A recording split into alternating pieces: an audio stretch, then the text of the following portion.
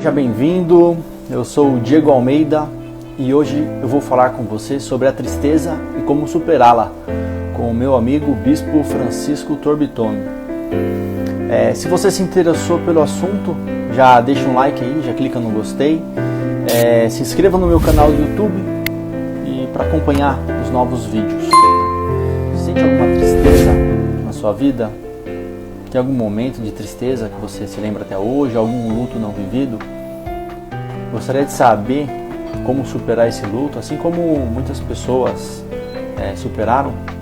Vou convidar agora o Francisco Torbitoni, o bispo, um grande amigo, e a gente vai conversar sobre isso, para mostrar como é possível. Seja muito bem-vindo, meu amigo. Muitíssimo obrigado. É uma experiência ímpar, né? A primeira vez que eu participo de uma live assim. Que legal, cara. Que legal. Hoje eu vou falar com meu amigo Francisco Torbitoni. Ele é bispo, ele é estudioso da palavra de Deus. A gente vai falar sobre a tristeza, algumas formas de superá-la, alguns detalhes bíblicos sobre isso e algumas coisas sobre inteligência emocional, algumas estratégias mentais também para colaborar na superação dessa tristeza. Eu peço para você que, se permanecer até o final da nossa live, eu vou fazer um sorteio de um brinde que pode ajudar muito você, beleza? Então, Bispo Francisco, por favor, eu quero que você se apresente e fale brevemente aí sobre a sua vida, por favor.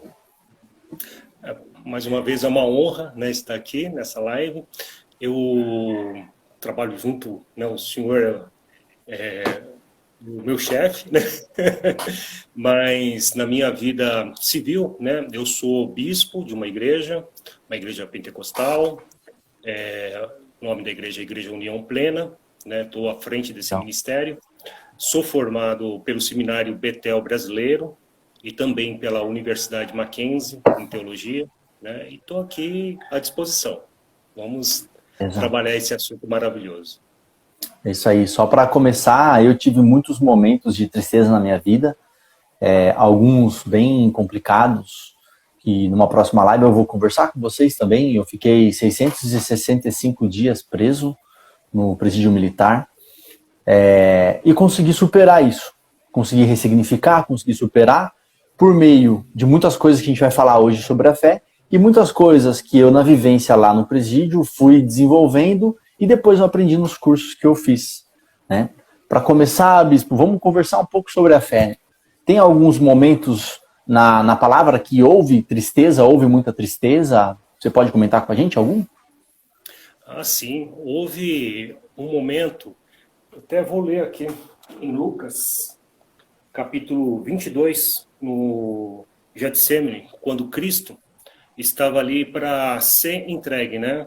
Então, no capítulo 22 de Lucas, precisamente no versículo 45, né, que diz assim: levantando-se da oração, veio para os seus discípulos e o achou dormindo de tristeza.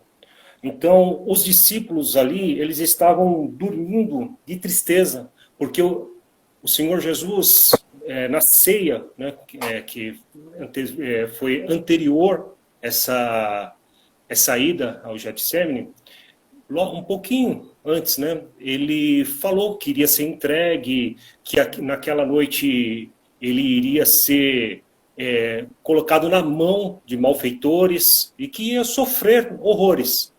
E ali ele levou seus discípulos e levou precisamente mais próximo dele Pedro, João e Tiago e pediu para que eles orassem. E por diversas vezes o Senhor Jesus ali pedindo junto ao Pai que desse força a ele, estava tremendamente triste também Cristo pelo que havia de acontecer com ele. E ele foi uma vez, voltou, os 3 discípulos que ele confiava estavam dormindo. E ele acordou. Vocês não podem orar, vocês não podem orar comigo, nem um pouquinho. Aí ele voltou a orar, e quando ele volta ali, ele volta com uma tremenda tristeza que ele soa sangue. Né? Ali, uma pressão grande, ele sabendo que está por vir, né? e os anjos o consolam e ele volta para os discípulos e ele encontra os discípulos mais uma vez dormindo, né? E dormindo de tristeza. Sim. Então, essa parte é uma parte onde a gente vê essa tristeza, né? De forma bem forte, né? Na palavra. Sim. Até fazendo um paralelo com a live anterior que a gente falou sobre o medo, a gente entrou nesse aspecto também do Getsemane, falando sobre o medo. Eu não queria falar naquela live, mas vou expor nessa live. Na verdade, o que Jesus estava sentindo ali era uma angústia muito grande também, né? Que era um medo, o medo carnal, porque ele sabia o sofrimento que ele ia ter na carne, e uma tristeza também, né? Pela situação que ele estava vivendo. Um pouco antes, em Lucas também, em Lucas 9:41, separei aqui, quando ele estava chegando em Jerusalém, em cima do burrinho, né? O pessoal pensava, ele chegou festivo, alegre pra caramba, tal. Não, ele chegou em cima do burrinho, todo mundo, né? O pessoal fazendo glória a Deus, paz no céu, glória nas maiores alturas. E alguns fariseus chegaram e falaram para Jesus no meio da multidão: mestre, repreende os teus discípulos, né? Porque estavam fazendo muito barulho. E ele respondeu: asseguro-vos, se eles se calarem, as próprias pedras clamarão.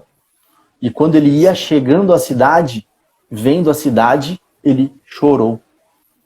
Então ele chegando na cidade de Jerusalém, ele chorou, né? E dizia: se conheceras por ti mesmo ainda hoje o que é devido à paz, mas isso está agora oculto aos teus olhos. Porque ele sabia da grande tribulação que viria sobre aquela cidade, sabia dos pecados da cidade, ele sabia que ele ia ter que cumprir a sina dele, cumprir o objetivo pelo qual ele veio na Terra, para limpar aqueles pecados, mas ele sabia que antes disso tudo haveria muito sofrimento. E ele chorou naquele momento, né? Acho que são 3 passagens em que Jesus chora, né? Que é falado na Bíblia que Jesus chora. Quer comentar a passagem de Lázaro, por exemplo, Bispo? Sim, a passagem de Lázaro é uma passagem que expõe muito bem isso, porque Jesus ali, ele vendo Marta chorando, né, a morte de Lázaro, Marta ali que expôs para ele, falou: mestre, se o senhor tivesse vindo, o meu irmão não tinha morrido. E o mestre sabia, Cristo sabia que isso deveria acontecer, né? Mas Jesus chora não pela morte de Lázaro, porque Jesus sabia que Lázaro logo iria se levantar, ele ia estar vivo. Mas ele chora vendo a tristeza de Marta, Marta e Maria, né? Principalmente Maria. Né? Chegada a ele.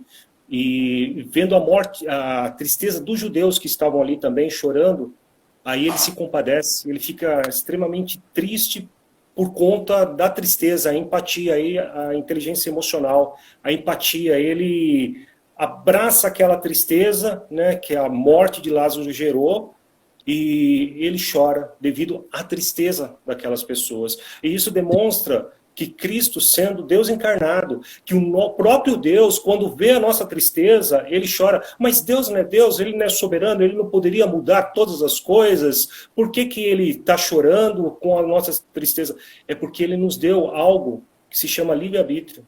Ele nos deu algo que é o planeta Terra. Ele nos deu algo que nós podemos viver em liberdade. E o primeiro homem desobedeceu e, em efeito, cadeia, a humanidade foi desobedecendo, Caim matou seu irmão Abel e a humanidade foi se tornando cada vez pior. E Deus tem um tempo determinado para todas as coisas, inclusive a tristeza humana vai acabar. Né? A tristeza humana, ela está servindo para algo, ela tem um propósito, a nos ensinar, mas vai chegar o período do final da tristeza. E o próprio Cristo, lá em Apocalipse, diz que enxugará de nós todas as lágrimas. Não haverá mais pranto, nem tristeza. Seremos consolados pelo próprio Deus encarnado.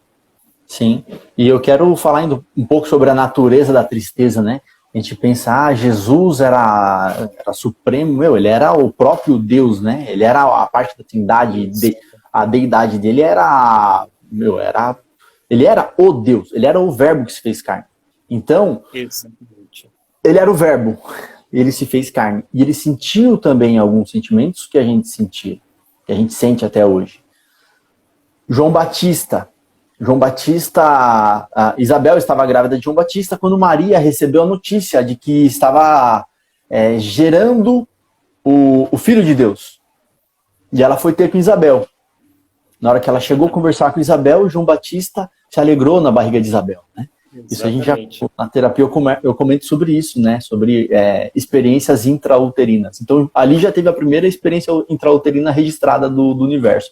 Que João Batista se alegra e se mexe ali na barriga, porque sabe que é Jesus que está ali, está sendo gerado. E Jesus era um cisco ali que estava começando a ser gerado por Maria. E João Batista era o melhor amigo de Jesus, né? E ele veio para anunciar no deserto a vinda do Cordeiro Imaculado, né? E ele teve o privilégio de identificar na multidão Jesus, né? Eis o Cordeiro que tira o pecado do mundo. E falou que eu não sou digno de amarrar vossas sandálias. E Jesus fala, não, eu vim aqui para você me batizar. João Batista falou, que eu tenho que ser batizado pelo Senhor, né? Mas Jesus fala, não, para que se faça toda a justiça, é bom que tu me batizes. Daí João Batista batizou Jesus, né? Era um primo, era o melhor amigo, era o padrinho, entre aspas, de Jesus. Então era o melhor amigo de Jesus. Herodes fez uma perseguição e capturou João Batista. Não vou entrar em detalhes sobre a morte dele, né? Como que se deu, por causa da esposa de Herodes, enfim. Mas ele capturou João Batista e decapitou João Batista. Né? E decapitou João Batista. E entregou a cabeça na bandeja para a mulher. Então, foi uma cena muito triste. Só que não estava nos planos de Deus, nos planos de Jesus, promover a regeneração de João Batista, ressuscitar ele igual ressuscitou Lázaro, né? Ele não podia fazer aquilo. Não estava nos planos de Deus. E Jesus fez o quê? Ele continuou curando o povo? Não. Ele pegou o seu barco e foi para o meio do mar sozinho. Uma das poucas vezes, acho que foi a única vez que Jesus se retirou e ficou sozinho no meio do mar. O que ele estava fazendo lá? Não é descrito na Bíblia, mas eu tenho certeza que ele deve ter chorado muito, porque ele sentiu a tristeza na carne. Deve ter pedido, igual ele pediu lá no Getsemane, Pai, ele pediu na Pai, se for possível, afasta de mim esse cálice, né? Ele deve ter pedido lá, Pai, se for possível, deixa eu ressuscitar o meu melhor amigo. Ele teve com Deus, ele chorou muito, ele se entristeceu muito. Imagina, o melhor amigo dele morreu, foi decapitado, ele tendo o poder de ir lá e reconstituir a cabeça dele, grudar um outro, fazer nascer um novo João Batista a partir do nada ali, que ele era o próprio Deus também, ele não podia fazer o que não estava nos planos dele. Ele se entristeceu muito e ele foi para o meio do mar curar as feridas dele. Quando a gente não cura as nossas feridas, a gente não consegue ajudar ninguém. Até Jesus teve que curar as feridas dele. O que aconteceu depois? Ele voltou para a terra, o povo sabia que Jesus falou, Jesus está por aí, Jesus está por aí. O povo foi se aglomerando. Ele chegou na beira chegou lá, na hora que chegou na areia lá, estava aquele povo lá, parece 5.000 pessoas, né? Milhares de pessoas lá. Ele olhou para o povo, se compadeceu de todo mundo e curou todo mundo. Todo mundo que estava doente, ele curou. Ele fez assim, tá todo mundo curado. Exatamente. Aí veio os discípulos, ele falou, Senhor,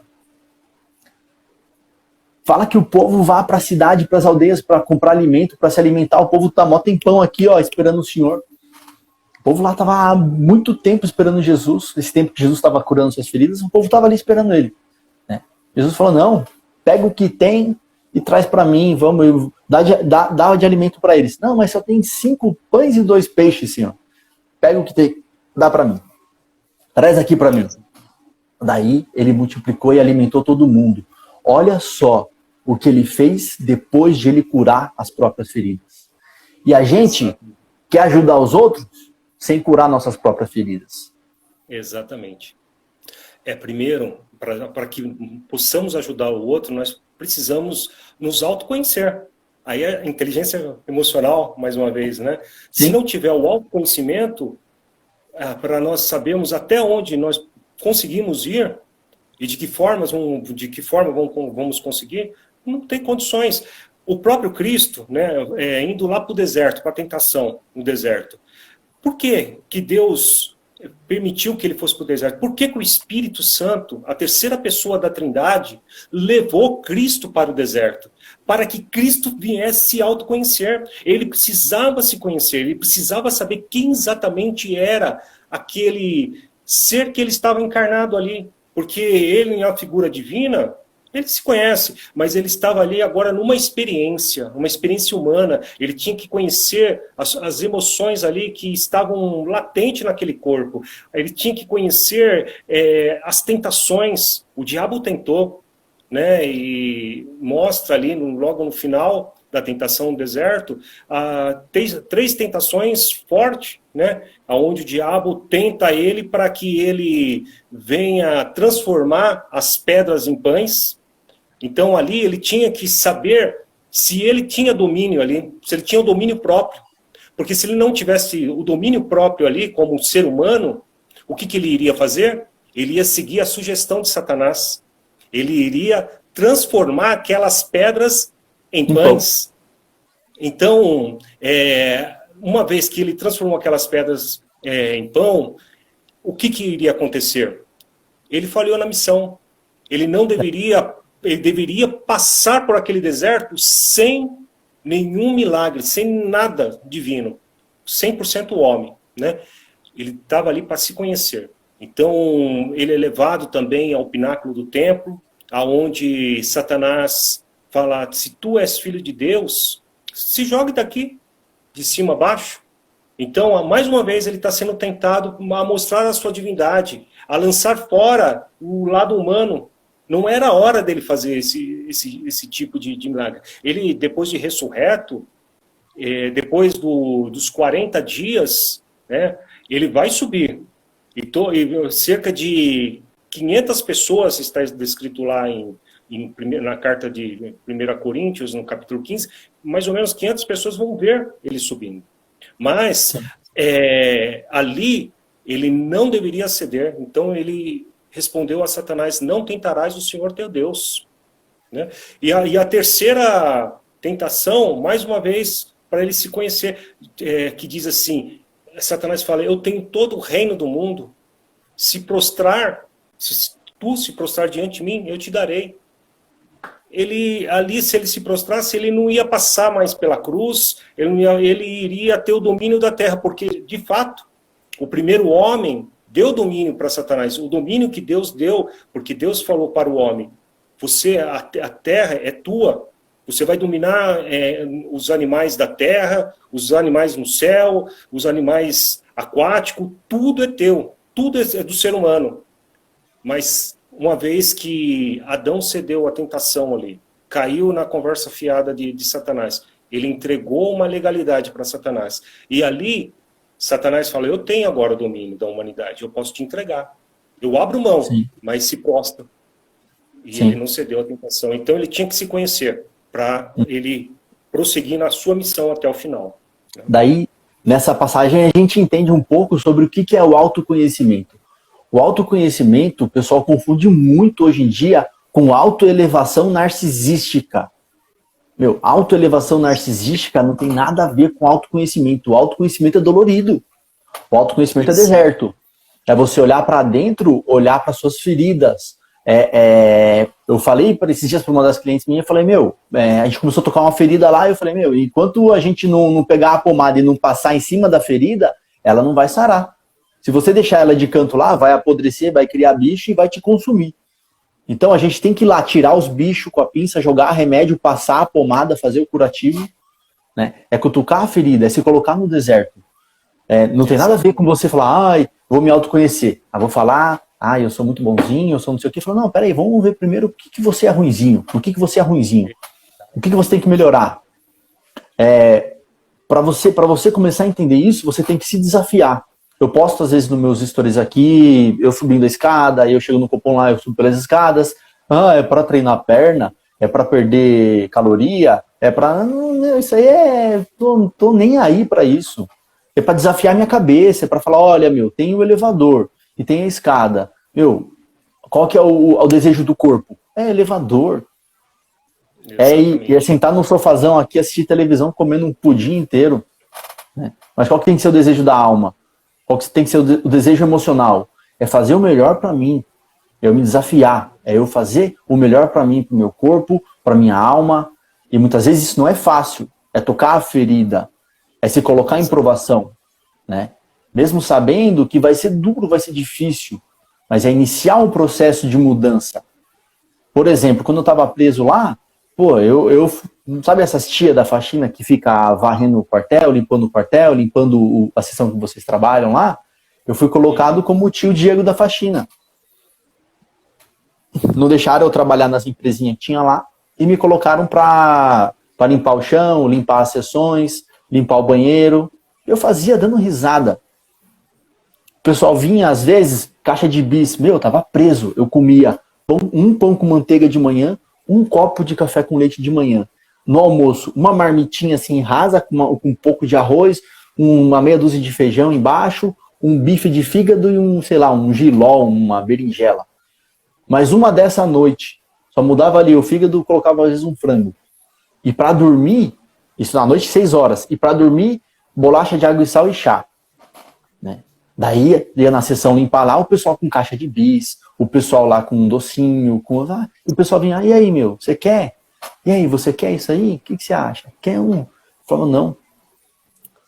Não tinha a ver com o meu gosto pessoal. Eu falei, não gosto de chocolate não. Eu falei, o cacete, eu tava doido pra comer um chocolate. O corpo tava chocolate, chocolate, chocolate. Mas eu tava ali já imaginando minha evolução espiritual. Eu já tava ali tentando domar os meus prazeres, domar o que era ruim em mim. E eu consegui muita coisa com essas pequenas bobagens. Né? Isso acho que eu não comentei com muitas pessoas na minha vida ainda. Acho que nem a Débora deve saber. Minha linda esposa deve estar assistindo aí. Mas eu fiz isso para quê? É domar a sua carne. Quando você doma a sua carne, meu, porra, não tem nada que te pare. Não tem nada que te pare. Qual que é o problema? Você perde um amigo, você perde uma oportunidade, você, sei lá, perde um emprego, vem a pandemia, vem esse monte de desafio que tem hoje em dia, e você toca a vida normal. Você não se recolhe para chorar a sua tristeza. Você não faz como Jesus, que para e chora. Qual que é o processo mental da tristeza? É a vírgula na sua existência. É uma vírgula. Essa vírgula serve para quê? Para eu ficar ali parado e entrar em depressão e me afundar e pensar em suicídio, fazer merda, tal? Não.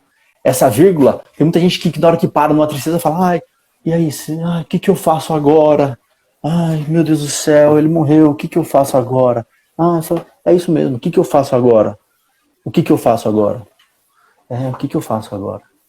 É chorar para deixar as lágrimas lavarem o seu coração e pensar, e agora? É um recomeço, é um novo começo. O que eu faço agora?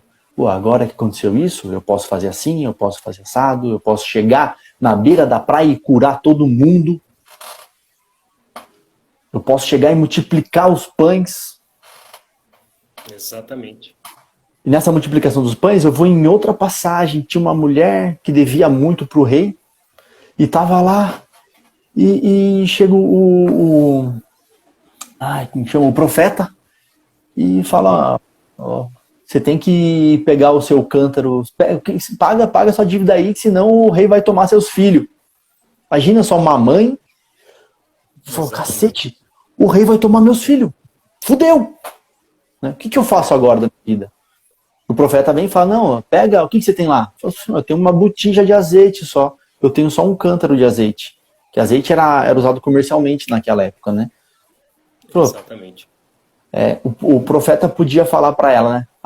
Começa a pedir azeite pro povo aí.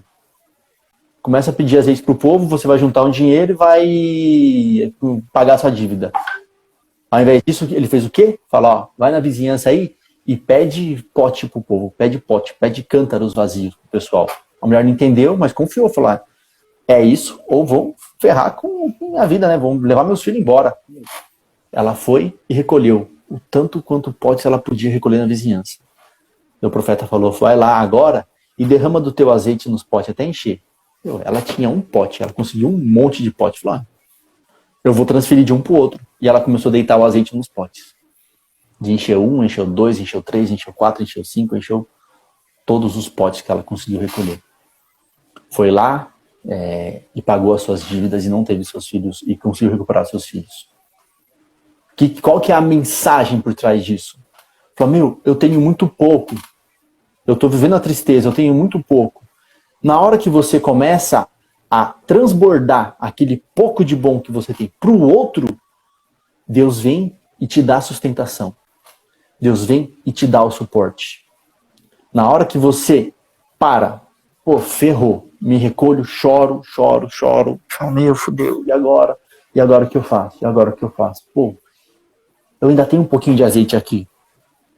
Não vou sair por aí pedindo azeite pro povo.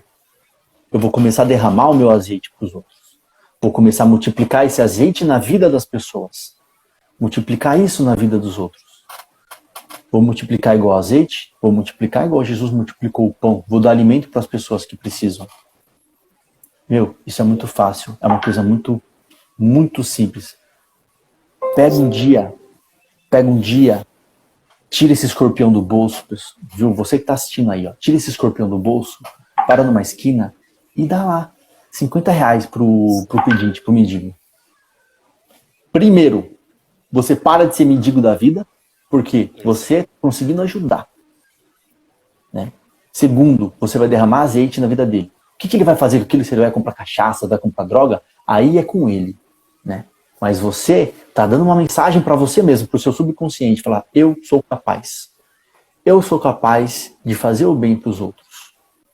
Mas antes disso, tem que curar suas feridas. Tem que parar e chorar. O que a gente aprende desde criança? Não, calma, não chora não. Chorar é coisa de fraco. Né? Chorar é coisa de frouxo. Chorar é bobagem. Não, você é mais forte do que isso.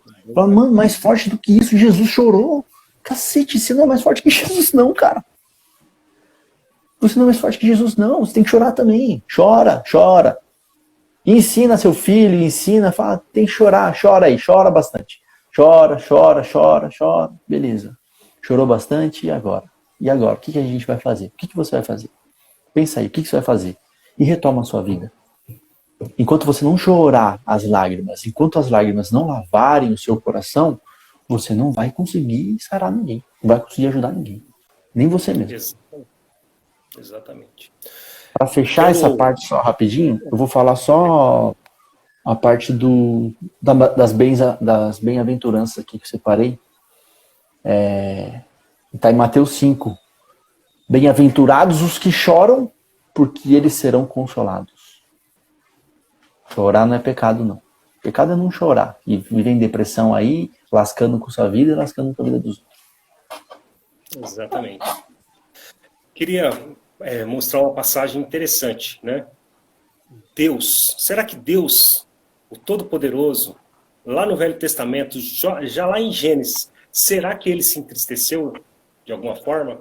Tem uma passagem muito interessante. O Deus Pai, né, se entristeceu. Lá em Gênesis 6:6, que ele viu a corrupção humana, como toda a humanidade estava, e ali há uma palavra hebraica ali que foi traduzido como arrependimento para algumas bíblias, mas na verdade a palavra hebraica é Nasham, e essa palavra ela pode ser traduzida como tristeza também. Em vez de arrependimento, pode ser colocada ali tristeza. E eu creio que se encaixa muito mais com tristeza do que propriamente arrependimento, né? Então, Deus se entristeceu vendo ali aquela humanidade, se arrependeu de ter feito o ser humano. Mas ali, o próprio Deus tem uma automotivação. Ele olha e vê um homem justo, que ele se alegrou, chamado Noé.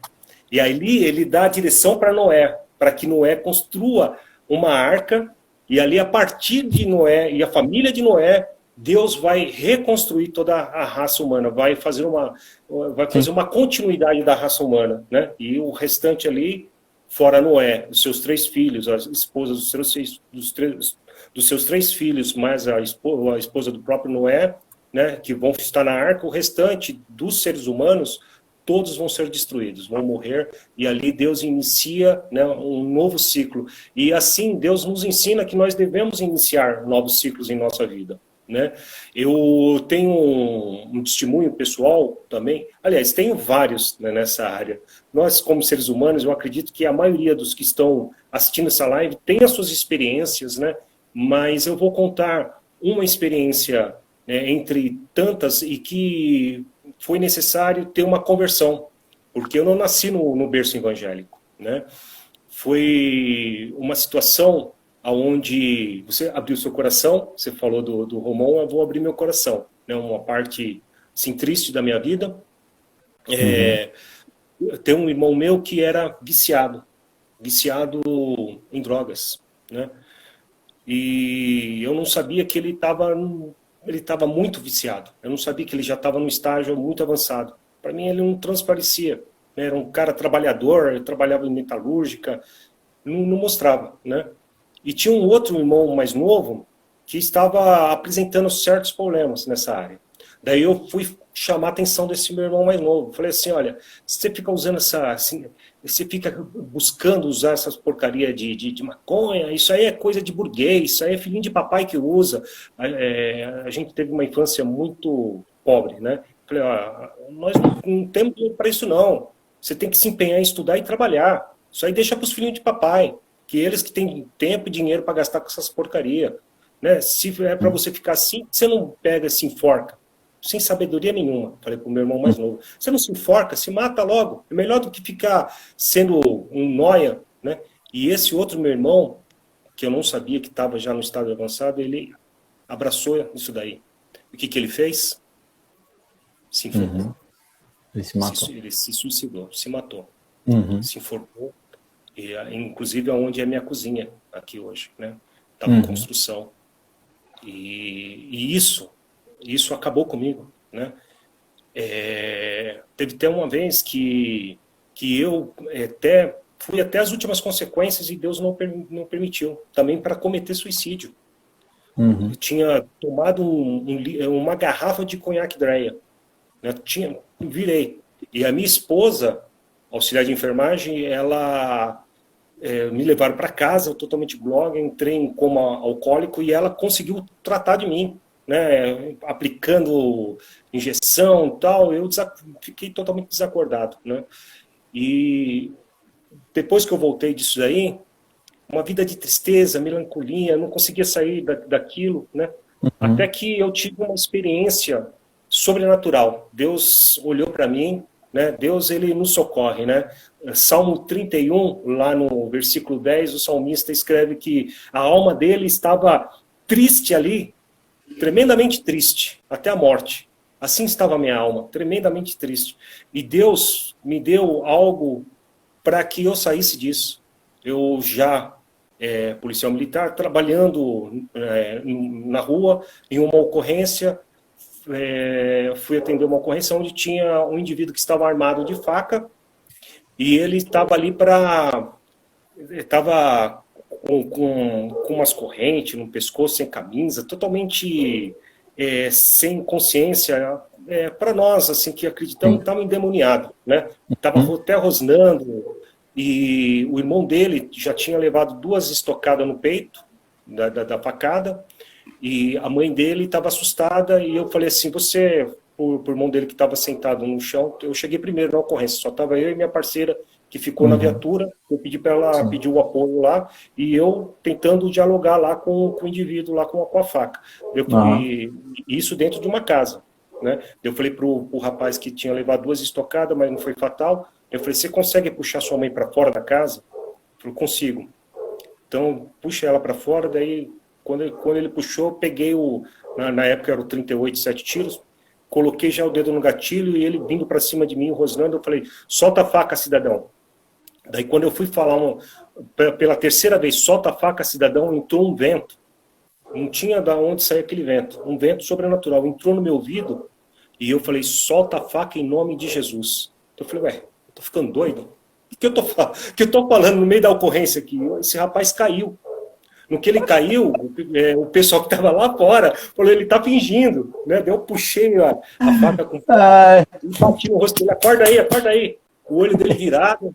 Falei, meu Deus do céu. Então, a partir dessa experiência, Deus me deu uma automotivação, né? Aí a inteligência emocional, Deus trabalhando com a inteligência emocional, e aí eu tive a motivação de, depois ainda de 2 anos, bolando isso dentro da minha mente, porque eu era relutante, eu falava, não quero saber desse negócio de crente, não, de igreja, não quero saber de nada disso, não, e relutando, até que eu falei, não, eu quero conhecer esse Deus, né?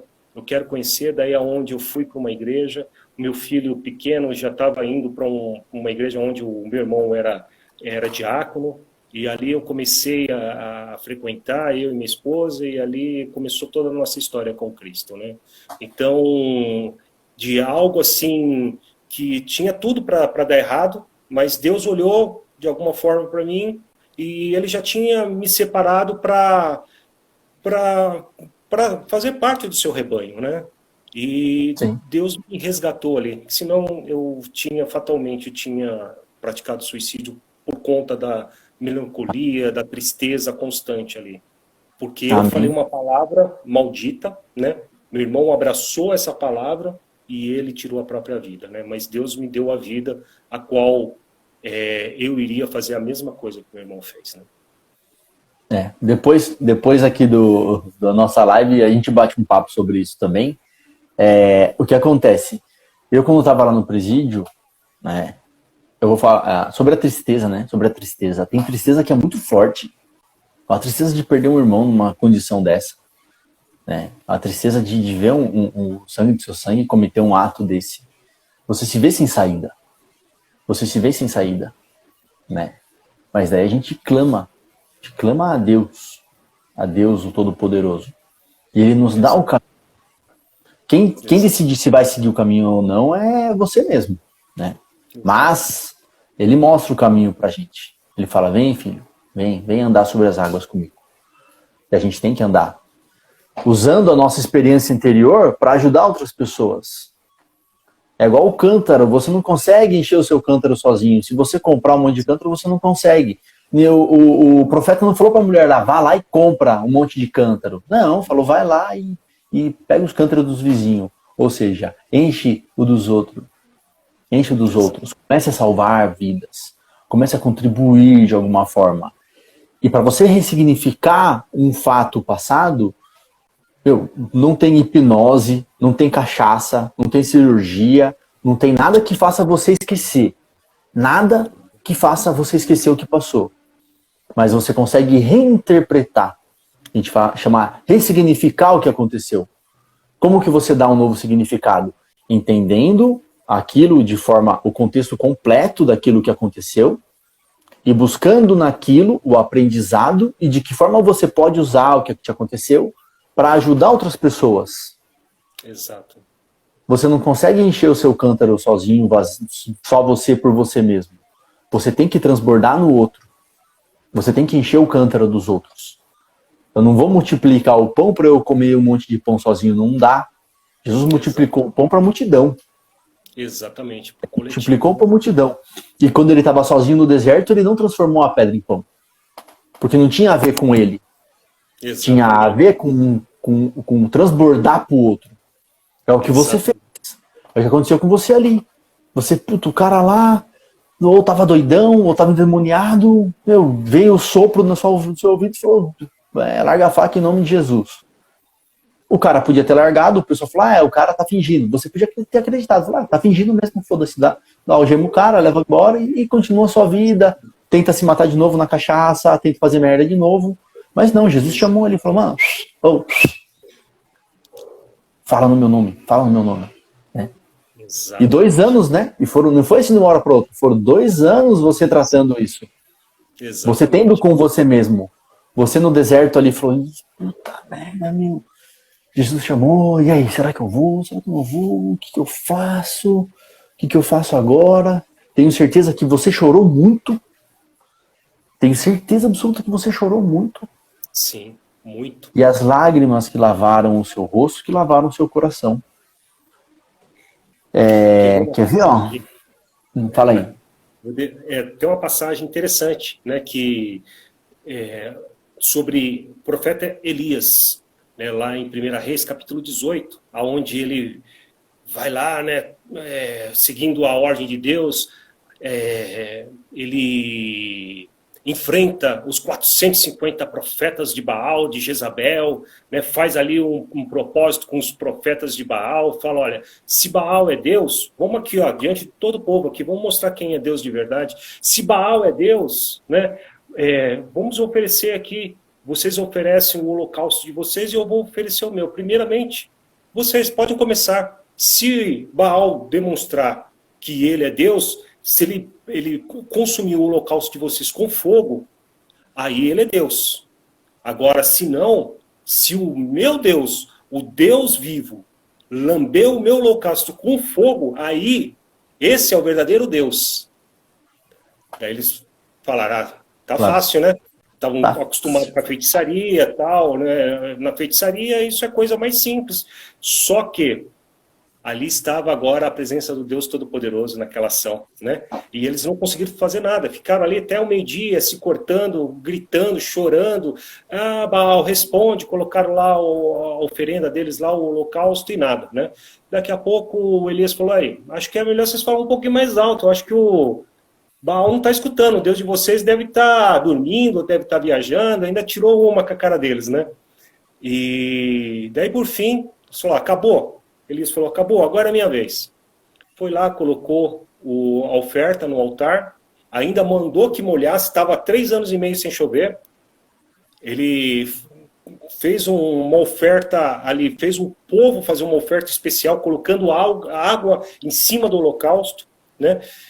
E ali ele mal começou a orar e Deus respondeu com fogo. Com essa experiência, o que era para acontecer com Elias? Ele ficar energizado ali, cheio, né, do poder. Mas bastou Jezabel ficar sabendo do que ele tinha feito, que Jezabel não estava presente. Ela ficou sabendo porque o marido dela contou, rei Acabe, e ela mandou um recado para ele. Falou assim, amanhã, se eu não fizer a mesma coisa que você, porque os 450 profetas de Baal, depois que Deus respondeu com fogo, o povo ficou tão revoltado que foi lá e matou aqueles profetas. Daí Jezabel falou assim, se amanhã de manhã eu não fizer a mesma coisa com você, do que fizeram com os meus profetas, os profetas de Baal, eu não me chamo Jezabel. Daí que Elias deveria fazer? Estou te esperando, pode vir. Não. Ele pegou e fugiu. Fugiu, né, e começa toda a história ali de tristeza, melancolia de Elias, no capítulo 19, onde ele se sentou debaixo de um zimbo ali e ficou chorando, pedindo a morte para Deus. Né? E Deus... olhando aquilo, né? Daí Deus vai lá e fala, Elias, sai disso daí, né? Daí Elias anda um pouco, vai para uma caverna e fica lá na caverna escondido, Deus alimentando Elias. Daí Deus fala assim, Elias, até quando você vai ficar nisso, né? E daqui a pouco vem uma grande tempestade, uma grande ventania, e vem vários eventos da natureza, e ali lá na caverna, escondidinho, daqui a pouco vem uma brisa suave, e fala, Deus está nessa brisa. Ele sai e sente a brisa. Daí Deus fala, Elias, você tá maluco? Né? Aí trocando, falando nas minhas palavras, você tá doido? Você tá doido? Você tá se escondendo aí? Que só sobrou eu, mataram todos os teus profetas, estão perseguindo todo mundo. Ele falou, não, tem 7.000 ainda que não se renderam aí a Baal. Elias, para com isso, você tem uma missão, você tem mais coisa para fazer. A sua missão é essa. Aí ele sai, vai andando e vai cumprindo a ordem de Deus. Então, Deus, ele fica muitas vezes olhando para nós, que nem o exemplo lá do povo lá em frente ao Mar Vermelho, né, o exército de Faraó chegando, aquele povo tinha que fazer o quê? Marchar, continuar andando, confiando no Deus Todo-Poderoso. E muitas vezes Deus faz isso conosco, Deus nos dá experiências, e em vez de nós falar, não, eu estou na força do Deus Todo-Poderoso, a gente abaixa a cabeça, né, e deixa de viver o sobrenatural de Deus, deixa de viver aquilo que Deus tem nos dado para que o nome dele seja reconhecido, glorificado, e que pessoas venham conhecer ele, e pessoas venham acontecer o que aconteceu comigo, pessoas que estavam prestes à morte, ao suicídio, estavam em cavernas como Elias, venham conhecer esse Deus e venham querer ter vida, que só esse Deus pode dar, né? Porque nós podemos ter muito conhecimento, técnicas diversas, mas se não tivermos ação sobrenatural de Deus sobre a nossa vida, vai chegar uma hora que, como um palito de fósforo que está super aceso, ele vai se apagando, e assim somos nós sem Deus. Vamos se apagando, porque a vida verdadeira está em Deus, né? A vida ela tem vários desafios, né? Tem muitos desafios. É isso aí, Mércia. Grande Deus. Deus é fera. Deus é fera. Deus, ele toma a gente de uma forma que a gente não compreende. E ele fala pra gente em Tiago 5, né? Cadê? Tem alguém entre vós aflito? Ore. Está alguém entre vós aflito? Ore. Fala, pô, mas eu não tenho forças para superar isso que aconteceu. Ore, peça para Deus o caminho. Deus vai vir com uma brisa suave no seu ouvido, vai vir com uma brisa suave e falar, olha, levanta e anda aí. Ó, sua missão é essa. Daí cabe a você também, né? Deus mandou levantar, vou esperar Deus me pegar no colo e me levar. Deus não vai te pegar no colo, irmão. Irmão, Deus não vai pegar você no colo, você tem que andar, tem que dar o primeiro passo, tem que dar os primeiros passos. E o caminho vai se abrindo, e o mar vai se abrindo. E as coisas vão acontecendo, né? E para você dar esse primeiro passo, já falou aqui no começo, no meio da live, chora e para e pensa, o que eu faço agora? O que eu faço agora? O que eu faço agora? O que eu faço agora? Ora bastante, o professor Arthur entrou aí também, ora bastante, Deus vai te dar o caminho. Meu, eu acho que agora eu tenho que fazer isso. Eu tenho que salvar vidas, eu tenho que transbordar o que eu tenho de bom. Mas eu tenho muito pouca coisa boa. Transborda o que você tem. Meu, você vai ver se multiplicar. Vai ver o pão se multiplicar. Vai ver o peixe se multiplicar. Você vai ver a vida se multiplicar. Você não tem ideia de quantas vidas você já salvou, cara. Você não tem ideia, eu não tenho ideia de quantas eu salvei. Você não tem ideia de quantas vidas você salvou. Às vezes com um conselho, às vezes na rua trabalhando lá mesmo como policial, às vezes ali no seu serviço mesmo, onde você está agora, na parte administrativa, ajudando as pessoas, conversando. Todo dia que você se reúne com o pessoal lá, 3 horas da tarde para orar com o pessoal. E se você tiver salvado uma só vida, se eu conseguir salvar uma só vida com essa live, para mim já é o suficiente. É só você pensar na sua vida. O que é a minha vida para mim? Minha vida é um universo inteiro.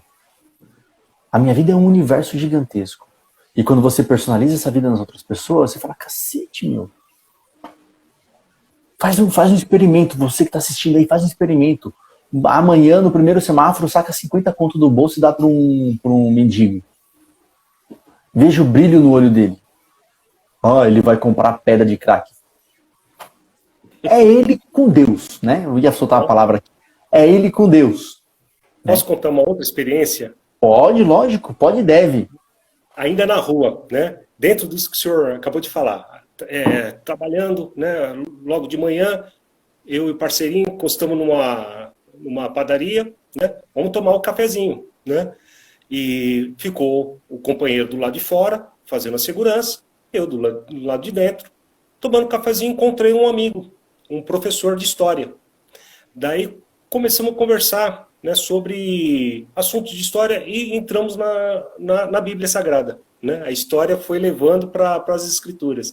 E ali tivemos uma conversa gostosa, daí falei pro parceiro, aliás, o parceiro já tinha tomado café, eu entrei depois, né? Daí eu falei pro parceiro, vamos embora? Vamos. Beleza, fui embora. Passou-se mais ou menos uns 10 dias. Daí eu estava aqui perto da minha casa e estava indo trabalhar, estava até atrasado. Né? E daí uma colega, uma vizinha me parou, falou, posso falar com você? Falei, pode, só que eu estou com muita pressa, estou atrasado, né? Se você puder falar rápido. Falou, não, é rápido. Você lembra um dia que você estava, acho que mais ou menos uns 10 dias atrás, você estava numa padaria, que você estava conversando com uma pessoa e você estava falando de Deus? Eu lembro sim. Então, naquele dia, quando você estava saindo, virando as costas, eu estava chegando. E tinha uma amiga minha, uma vizinha minha, que ela estava chorando quando você estava saindo. E eu perguntei, o que aconteceu? dela, aquele policial falou umas palavras de Deus que entrou no meu coração, porque eu vim aqui nessa padaria para comprar 2 pãozinhos, um para mim e outro para minha filha. O meu marido nos abandonou, nós moramos de aluguel, eu não tenho de onde tirar o dinheiro, o aluguel está atrasado, estamos com várias dívidas, estamos sendo humilhadas, e minha filha tem só 9 anos, eu vim comprar aqui 2 pãozinhos. No meu pãozinho ia colocar chumbinho, e no pãozinho dela ia colocar chumbinho. E hoje ia ser o nosso último dia. E eu ouvindo esta palavra que esse homem falou, a palavra, essa palavra entrou de tal modo dentro de mim, que agora eu quero viver, eu quero vida. A palavra de Deus dá vida. Cristo é a própria vida. Cristo é o verbo que se fez carne. Então é o que o Senhor falou. Quantas vidas? A gente não sabe. Quantas vidas? Não temos nem noção, né? Se você salvou só essas 2, já tá cacete, irmão. Tá de bom tamanho. Porra, forte. Fortíssimo, cara. Fortíssimo. Só que pra isso você teve que chorar muito, cara. É verdade. Pra isso você teve que chorar. Eu mesmo passei quase pela morte, né? E ó, eu vou abrir mais o meu coração. Vou abrir. E não foi só a bebida alcoólica, não. Quantas vezes eu não fiz roleta russa com a arma? Quantas vezes? Só que não era do agrado de Deus. Deus ainda estava enxergando em mim uma possibilidade de resgate. Porque eu acho que todo suicida, porque a palavra de Deus diz que ele não tem prazer na morte de ninguém, a morte do ímpio. Ele não tem prazer. Lá na carta de Paulo a Timóteo, no capítulo 2, se eu não me engano, no versículo 15, diz que Deus não tem prazer na morte do ímpio. Então Deus não tem prazer na morte de ninguém. Se Deus vê a possibilidade de resgatar, ele vai resgatar. Mas às vezes o coração está tão endurecido que não há possibilidade, a pessoa não se abre mais, né? Faraó endureceu seu coração ali de tal modo que 10 pragas não foram suficientes para ele abrir o coração. Ele estava com o coração fechado, trancado, né? Então, já estamos chegando nos últimos 10 minutos, não, 6 minutos da live, então eu quero agradecer você que acompanhou. Antes de a gente fechar, eu quero falar um pouco sobre João 14. Em João 14 fala: não se turbe o vosso coração. Credes em Deus, crede também em mim. E em 27, ele fala assim: eu deixo-vos a paz. A minha paz vos dou. Não vou lá dou como o mundo a dá. Não se turbe o vosso coração, nem se atemorize. Ou seja, a paz do mundo é uma coisa, a paz em Cristo é outra, completamente diferente. Amém. Na hora que estiver chorando, ore, peça para Deus. Deus vem e te acalma o coração. Deus vem e salva a sua alma. Deus vem e limpa, igual fala em Apocalipse, e limpa aí todas as suas lágrimas. Ele não faz você não chorar, ele não fala para você, não chore. Ele fala, chore sim, mas crede em mim que eu vou limpar as suas lágrimas. Quantas vezes no presídio militar, eu chorando no banheiro, com vergonha, né? Com vergonha do povo, um homão lá chorando, né? Aí no banho lá, se derruba em lágrima. Ou às vezes à noite, sozinho, tendo com Deus ali, chora até não ter mais lágrima para sair. Mas é só assim que consegue lavar o seu coração. Se eu falasse, não, eu sou forte, eu não vou chorar. Eu nunca tomei remédio lá para dormir, nunca tomei remédio para ficar acordado. Tinha gente lá que tomava remédio para dormir, remédio para ficar acordado. Não estou discriminando quem toma, viu? Porque às vezes é necessário, sim. Você tem algum problema psiquiátrico, precisa tomar um remédio para se controlar. Mas não é só o remédio que vai te salvar. É uma terapia, é você ter com Deus. Eu lá dentro, eu tive com Deus muitas vezes, por muito tempo. Né? Eu e Deus chorando, perguntando o que estava acontecendo, como que eu ia superar aquilo. E Deus, igual fez com você, ó, esquece a carne. Cuida do seu espírito, da sua alma. Não é esquece a carne de, que se lasque. Não, eu treinava pra caramba. Eu esqueci os prazeres da carne. Eu treinava pra caramba. Eu corria lá na quadrinha. Eu fazia barra no batente da porta. Eu comia o que tinha pra eu comer lá. Às vezes os outros internos, os outros presos lá não queriam comer a comida. Aí eu falava, dá pra mim. Pode dar pra mim. Não tinha, igual eu falei do bife de fígado, quando tinha lá marmita com fígado, era o dia mais feliz pra mim, porque eu comia uns 5, 6, aqueles bifão de fígado verde, assim. Bifão, né? Bife de fígado verde, assim. Comia uns 5, 6. Era prazeroso pra carne? Lógico que não. Não. Mas eu precisava estar com o templo bem cuidado. Precisava estar com o templo alimentado para eu conseguir alcançar o meu objetivo. Lá dentro, eu já coloquei como meta. Sair de lá e transbordar o meu azeite nas pessoas. E transbordar meu azeite em você que está assistindo aí. Transbordar o que eu tenho de bom. Ajudar. Só assim que eu consegui ressignificar. Senão eu tinha ficado doido. Lá dentro, fora. E hoje eu quero fazer isso, transbordar. Então, para transbordar, assim que encerrar a live, a primeira pessoa que me mandar um direct aqui pelo Instagram mesmo, vai ganhar comigo uma sessão de reprogramação emocional. A primeira pessoa vai ganhar uma sessão de reprogramação emocional que a gente agenda já para a semana que vem. Acho que tem uns horários da semana que vem.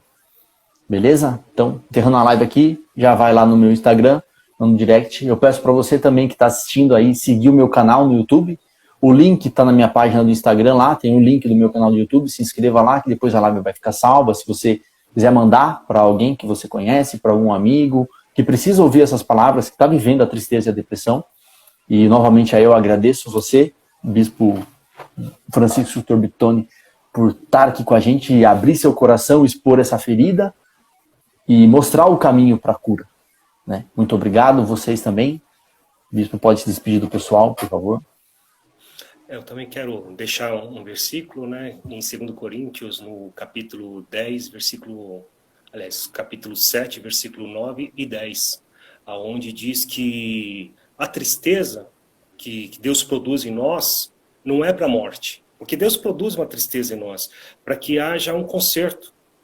A tristeza que é produzida por Deus em nós é por um arrependimento, é algo benéfico. Agora, a tristeza que o mundo produz, lá diz, a tristeza do mundo é a tristeza para a morte. Então, há uma tristeza que é da vinda da parte de Deus, para que a gente possa saber se superar, se autoconhecer, desenvolver a empatia, desenvolver relacionamentos, porque nós estamos aqui para aprender.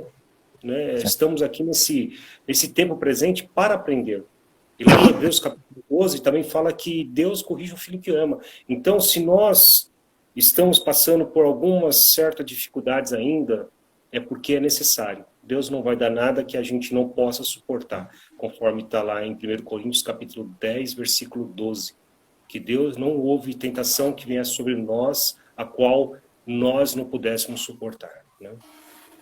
Então, vou tirar um print aqui para postar mais tarde. Dá um sorrisão aí. Então, muito obrigado a todos. Um forte abraço. E fiquem com Deus. Amém. Valeu. Valeu, muito bom, viu?